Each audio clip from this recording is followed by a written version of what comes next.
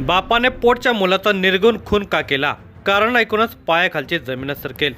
राबून पूर्वज शेती आणि इतर जंगम मालमत्ता तयार करतात।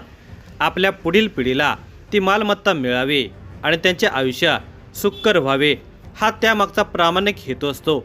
मात्र तीच मालमत्ता कधीकधी येणाऱ्या पिढीसाठी वादाचे कारण बनते। प्रसंगी एखादी अप्रिय घटना या मालमत्तेच्या वादातून होते। त्याऐवजी मुलांना चांगले शिक्षण देऊन त्यांना स्वतःच्या पायावर उभे केले तरी पुरेसे असते। मात्र कित्येकदा तसे होत नाही आणि मालमत्तेवरून गंभीर स्वरूपाचे वाद होण्याच्या घटना घडत असतात। जळगाव जिल्ह्याच्या रावेर तालुक्यातील कुसुंबा या गावात जन्मदात्या बापानेच मुलाचे हातपाय बांधून डोक्यावर लाकडी मोगरीने वार करून हत्या केली। या घटनेमागे मालमत्तेच्या मागणीची धारदार किनार होते। मालमत्तेमध्ये हिस्सा मागणीच्या त्रासाला वैतागून मद्यपी मुलाच्या बापाला हे पाऊल उचलावे लागले।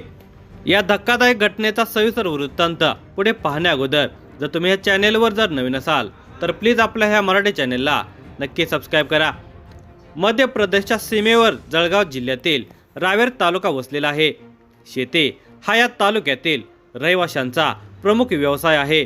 या तालुक्यातील कसुंबा या गावी रवींद्र भगवान पाटील हा शेतकरी राहतो।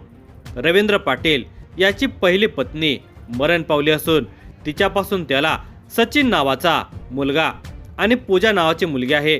मुलगी पूजाचे लग्न झालेले असून ती तिच्या सासरी राहते।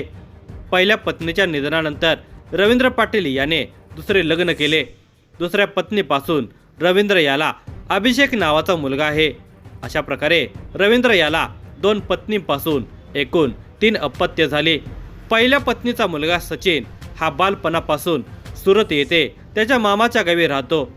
अविवाहित सचिन हा अधूनमधून गावी कुसुंबा येथे रवींद्रला भेटण्यासाठी येत होता। गावी आला म्हणजे सचिन हा बाप रवींद्रकडे शेत आणि मालमत्तेमध्ये हिस्सा मागत असे। त्याच्या नेहमीच्या मागणीला वैतागून रवींद्रने सचिनला मालमत्ता न देता रिक्षा विकत घेऊन देत रोजगार मिळवून दिला।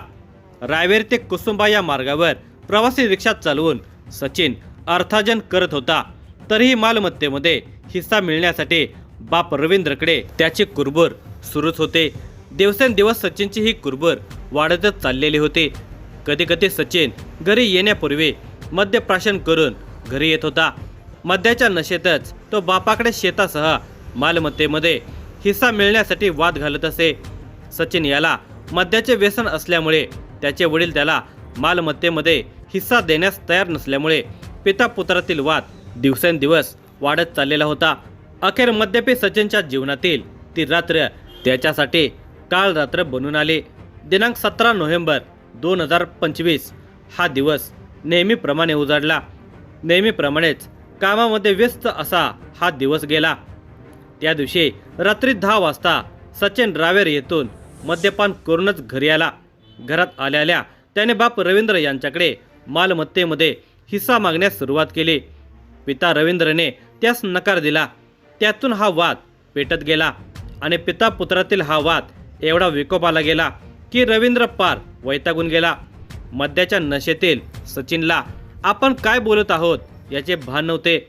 अखेर वैतागलेल्या रवींद्रने मद्याच्या नशेतील सचिनचे दोरीने हात पाय घट्ट बांधले।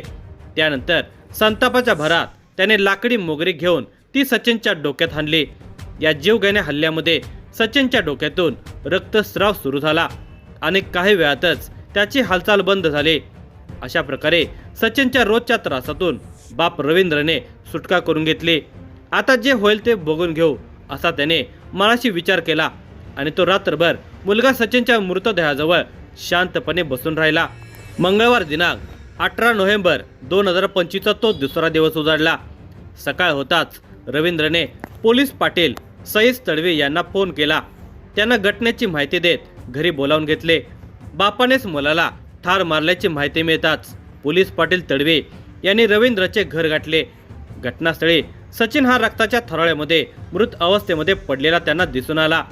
त्याच्या मृतदेहाजवळच रक्ताने माखलेली लाकडी मोगरी, मद्याची बाटली आणि ग्लास असे साहित्य पडलेले होते। या धक्कादायक घटनेची माहिती पोलीस पाटील सईस तडवी यांनी रावेर पोलीस स्टेशनला कळवली। माहिती मिळताच रावेर पोलीस स्टेशनचे पोलीस निरीक्षक डॉक्टर विशाल जायसवाल यांनी घटनास्थळी आपल्या सहकाऱ्यांच्यासह धाव घेतली। पोलीस पथकाने लागलीच संशयित आरोपी रवींद्र पाटील याला ताब्यात घेऊन पुढील कायदेशीर कार्यवाहीला सुरुवात केली। पोलीस पाटील तडवी यांनी दिलेल्या फिर्यादीनुसार रावेर पोलीस स्टेशनला या घटनेप्रकरणी संशयित आरोपी रवींद्र पाटील याच्या विरुद्ध खुनाचा गुन्हा दाखल करण्यात आला। रवींद्र पाटील यास अटक करण्यात आली असून पुढील तपास सुरू आहे।